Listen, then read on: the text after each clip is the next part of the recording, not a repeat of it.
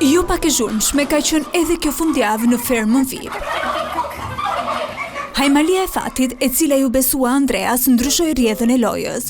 Frederikun për nominim të përhershëm. Kalimi i Frederik Ndocit në një nominim të përhershëm ka detyruar këngëtarin të rishikojë strategjinë, duke synuar që të arrijë me çdo kusht finalen. Ester Allushi vijon të mbaj për të dytën herë titullin e kryefermeres, por shpesh organizimi dhe ndarja e punëve prej saj nuk kanë qenë dhe aq të lehta, duke sjellë her pas here tensione në fermë. Ndërsa situata duket e qëndrueshme, nuk kanë munguar prapaskenat, sfidat e vendosura nga Agaj dhe angazhimet e përditshme në stalla. Për te rivaliteteve janë krijuar lidhje të forta jo vetëm mes fermerëve, por edhe me kafshët, ku kujdesi dhe dashuria për to kanë ndërruar emocione të veçanta.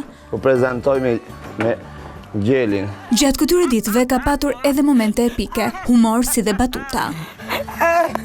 Opa, folja i tha gjuje se na pane. Ndarja në dy grupe, fermer dhe fakir, ka sjellë pak përplasje dhe diskutime të nxehta mes konkurrentëve, duke nxjerrë në pa tensionet e bashkëtesës.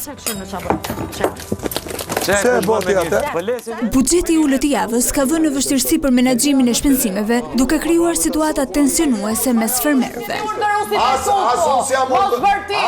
Fermerët janë përballur me sfida që testojnë aftësitë e tyre, duke dëshmuar edhe një herë që çdo ditë në fermë është një sprovë. Detajet patjetër që do të marrin vëmendje gjatë mbrëmjes së 17 prime, duke nisur nga ora 21 në ekranin e Vision Plus, si dhe në 2 kanalet të dedikuara të platformës Stream. Bravo, 2 fitore.